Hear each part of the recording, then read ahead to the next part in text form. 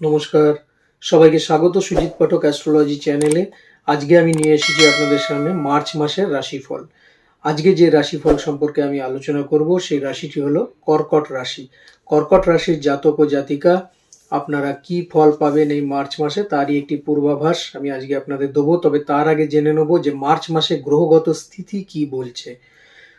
মেষ রাশিতে অবস্থান করছে বৃহস্পতি, কন্যা রাশিতে অবস্থান করছে কেতু, মকর রাশিতে অবস্থান করছে মঙ্গল এবং শুক্র, কুম্ভ রাশিতে রয়েছে শনি, বুধ এবং রবি, মীন রাশিতে রয়েছে রাহু। এই হলো গ্রহগত স্থিতি।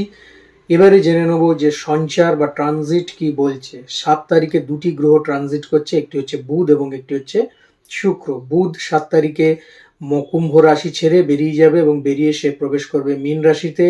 আর শুক্র সেও 7 তারিখে মকর রাশি ছেড়ে বেরিয়ে গিয়ে প্রবেশ করবে কুম্ভ রাশিতে। 15 তারিখ অর্থাৎ 15ই মার্চ রবি সে কুম্ভ রাশি ছেড়ে প্রবেশ করবে মীন রাশিতে এবং সর্বশেষ মঙ্গল সেও কিন্তু 16 তারিখে অর্থাৎ 16ই মার্চ মকর রাশি ছেড়ে কুম্ভ রাশিতে প্রবেশ করবে। এই হচ্ছে গ্রহগত ট্রানজিট। এই রাশিতে আমরা 3টি নক্ষত্রকে পাই, একটি হচ্ছে পুনর্বসু নক্ষত্র, একটি হচ্ছে পুষ্যা নক্ষত্র এবং একটি হচ্ছে অশ্লেষা নক্ষত্র। তবে তার আগে একটা জিনিস বলবো, ধৈর্য হচ্ছে জীবনের সবচেয়ে বড় জিনিস। যদি ধৈর্য হারিয়েছেন তাহলে জীবনের সবকিছু আপনি হারাবেন। ধৈর্য ধরুন, জীবনে অবশ্যই আপনি জয়ী হতে পারবেন। সময় নষ্ট না করে সবার আগেই যেটা বলবো সেটা হচ্ছে আপনাদের শরীর স্বাস্থ্যের বিষয় কেমন থাকবে আপনাদের শরীর স্বাস্থ্য।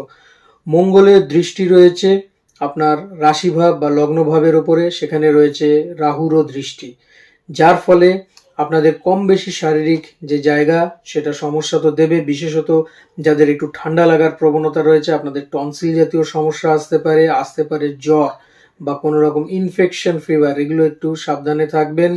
এবং জয়েন্ট পেন, যদি আপনার বয়স 50-র ওপরে হয়ে যায় তাহলে জয়েন্ট পেনের সমস্যা আসতে পারে। স্পন্ডিলাইসিস যদি আপনার ক্রনিকভাবে থেকে থাকে সেটি আবার নতুনভাবে চাড়া দেবে।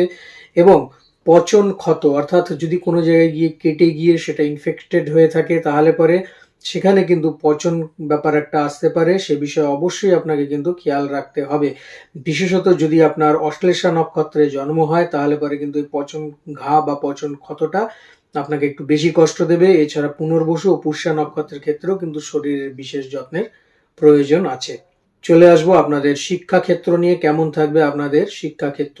চতুর্থে বৃহস্পতির দৃষ্টি রয়েছে, চতুর্থপতি শুক্র সে 7 তারিখে ট্রানজিট করে শনির গৃহে অর্থাৎ কুম্ভ রাশিতে শনির সাথে মিলিত হবে। ফলত আপনাদের বিদ্যাক্ষেত্রে বেশ ভালো জায়গা পাওয়া যাচ্ছে। কিন্তু তৃতীয়ভাবে কেতু অবস্থান করায় আপনাদের ভেতরে একটু লেথার্জি ভাব আসবে, যেই পড়ছি এই পড়বো না, এই অলসতাকে আপনারা তাড়িয়ে দিন। দিয়ে যদি সঠিকভাবে পড়াশোনা করতে পারেন তো বিশেষ ক্ষেত্রে আপনার শুভ ফল লাভ হবে। পুনর্বসু ও পুষ্যা নক্ষত্রের ক্ষেত্রে কিন্তু অলসতা একটু বেশি আসতে পারে। অবশ্যই আপনারা সে বিষয়টিকে খেয়াল রেখে তারপরে বিদ্যাক্ষেত্রে অগ্রসর হন। এটা আমি বললাম যারা মাধ্যমিক উচ্চ মাধ্যমিক লেভেলে পড়াশোনা করছেন। যদি আপনি উচ্চ বিদ্যার সাথে যুক্ত থাকেন তাহলে পরে আপনাদের পঞ্চম ভাবের মালিক তুঙ্গী অবস্থায় বসে রয়েছে। 16 তারিখে সে তার গৃহ চেঞ্জ করে অষ্টম ভাবে যাবে। ফলত 16 তারিখ পর্যন্ত কিন্তু আপনাদের জায়গাটা বেশ ভালো পাওয়া যাচ্ছে। এবং পঞ্চম ভাবে শনির দৃষ্টি, শনি কিন্তু কনসেন্ট্রেশন লেভেলকে বাড়িয়ে দেয়, এটা একটা খেয়াল রাখবেন। কাজেই কনসেন্ট্রেশন আপনাদের বাড়বে। তবে মঙ্গল, শুক্র, শনি সব যখন এক ঘরে এসে উপস্থিত হবে সেই সময় কিন্তু কনসেন্ট্রেশনের জায়গাও নষ্ট হবে, সেটাও কিন্তু তৈরি হবে, যেহেতু পঞ্চম ভাবের মালিক সে অষ্টম ভাবে প্রবেশ করে যাবে। ফলে আপনাদের 16 তারিখ পর্যন্ত পড়াশোনার ক্ষেত্র খুব ভালো রয়েছে। 16 তারিখের পর থেকে কিন্তু সেই জায়গাটা কম বেশি বাধা আসবে। আপনাকে হার্ড ওয়ার্ক করতে হবে, ভীষণভাবে পরিশ্রম করতে হবে পড়াশোনার জন্য। 3টি নক্ষত্রের ক্ষেত্রেই এটা প্রযোজ্য। যারা সিএ নিয়ে পড়াশোনা করছেন, যারা এগ্রিকালচার নিয়ে পড়াশোনা করছেন, যারা ইকোনমিক্স নিয়ে পড়াশোনা করছেন এবং যারা বায়োটেকনোলজি নিয়ে পড়াশোনা করছেন তাদের ক্ষেত্রে কিন্তু বিশেষ শুভ ফল লাভ আছে। আপনারা আপনাদের যে প্রচেষ্টা সেটাকে সুন্দরভাবে চালিয়ে যান, অবশ্যই আপনারা সাকসেস পাবেন। চলে আসবো আপনাদের লাভ রিলেশনের বিষয় নিয়ে। কেমন থাকবে আপনাদের প্রেমের জায়গা। বেশ শুভপ্রদ জায়গা পাওয়া যাচ্ছে। তবে 16 তারিখের পর থেকে যখন মঙ্গল অষ্টম ভাবে প্রবেশ করে যাবে সেই সময় কিন্তু কম বেশি বাধা আসতে পারে। হয়তো আপনার কথাবার্তা যে ফোর্সে আপনি বলবেন সেটা হয়তো ঠিক হবে না। হয়তো দেখা গেল আপনি যেটা চাইছেন সেটা আপনার মনের মতন হচ্ছে না, আপনার পার্টনার সেটা করছে না। এই সমস্যাগুলো কিন্তু কম বেশি চলে আসবে। এবং পঞ্চমে শনির দৃষ্টি থাকাতে আপনার পার্টনারের থেকে আপনাকে হয়তো কিছুটা দূরেও নিয়ে যেতে পারে। 16 তারিখের পরে কিন্তু এই সমস্যাগুলো দেখা দেবে। নতুন যারা সম্পর্কে প্রবেশ করতে চাইছেন তাদের ক্ষেত্রেও বলবে যে আপনাদের কিন্তু কোনো রকম মতভেদ তৈরি হতে পারে এবং তার জন্য আপনাদের হওয়া সম্পর্ক মুখের কাছে এসে কেটে যেতে পারে। এবং এটি 3টি নক্ষত্রের ক্ষেত্রেই বিশেষ প্রযোজ্য, তবে অশ্লেষা নক্ষত্রের ক্ষেত্রে কিন্তু এটি বিশেষভাবে প্রযোজ্য। কাজেই খেয়াল রেখে আপনাদেরকে অগ্রসর হতে হবে। চলে আসবো আপনাদের বৈবাহিক ক্ষেত্রে, যারা ম্যারেজ লাইফে অলরেডি প্রবেশ করে গেছেন তাদের কেমন থাকবে। সপ্তমপতি অষ্টম ভাবে অবস্থান করছে। প্রথমত এই জায়গাটা খুব শুভপ্রদ নয়। সপ্তম ভাবের মালিক, যদিও সপ্তম ভাবের যিনি মালিক তিনি অষ্টম ভাবেরও মালিক, কিন্তু সে বসে রয়েছে অষ্টম ভাবে, ফলে আপনাদেরকে খরচ করিয়ে দেবে সেই জায়গা থেকে, কেন সে অষ্টম ভাবে থেকে আপনাদের ধনভাবে দৃষ্টি দিচ্ছে। তার আপনার পার্টনারের শরীর স্বাস্থ্য নিয়ে কম বেশি সমস্যা আসতে পারে, তার কাজকর্মের কম বেশি বাধা আসতে পারে, আপনাদের ভেতরে কোনো মনোমালিন্যের জায়গাও কিন্তু তৈরি হতে পারে।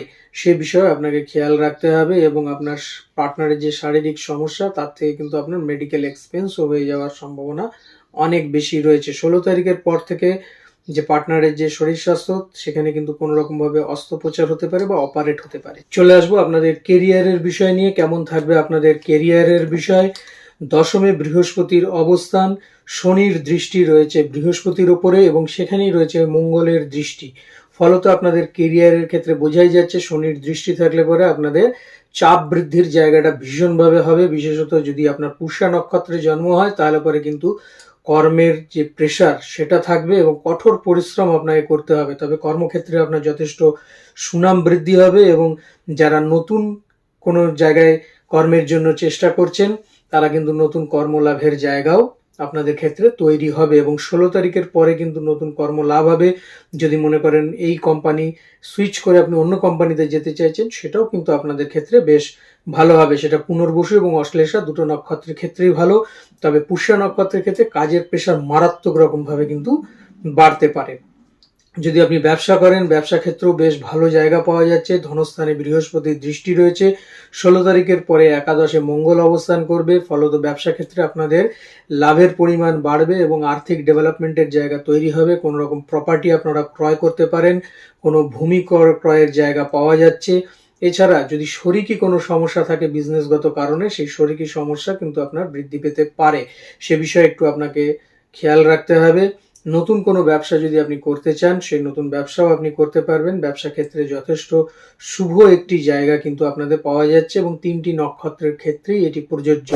আপনারা যদি বাইরে কোনো রকম ব্যবসা করেন সেই ব্যবসার ক্ষেত্রেও আপনাদের বেশ ভালো ফল লাভ আপনারা অবশ্যই করতে পারবেন। যদি কোল্ড স্টোরেজের কোনো ব্যবসা থাকে, যদি লোহা জাতীয় কোনো ব্যবসা আপনি করেন, যদি কাঠের কোনো ব্যবসা আপনি করেন বা সারের ব্যবসা করেন তাহলে পরে আপনাদের ক্ষেত্রে বেশ ভালো ফল পাওয়া যাচ্ছে।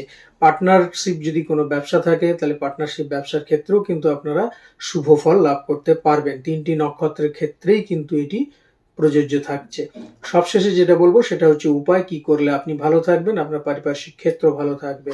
বানলিঙ্গ শিবের যে পূজা সেটা আপনাকে করতে হবে। সেটা যদি করতে পারেন খুব ভালো এবং তার সাথে সাথে মন্দিরে কিছু অক্ষত দান করুন। অক্ষত হচ্ছে আতপ চাল। আতপ চাল যদি মন্দিরে দান করতে পারেন তাহলে পরেও কিন্তু আপনারা খুব ভালো ফল লাভ করতে পারবেন। তাহলে বন্ধুরা আজ এই পর্যন্তই। আগামী দিন আরো আরেকটি রাশিফল নিয়ে আমি আপনাদের সামনে উপস্থিত হচ্ছি। ততক্ষণের জন্য সবাই ভালো থাকবেন, সুস্থ থাকবেন এবং অবশ্যই আমার সঙ্গে থাকবেন। নমস্কার।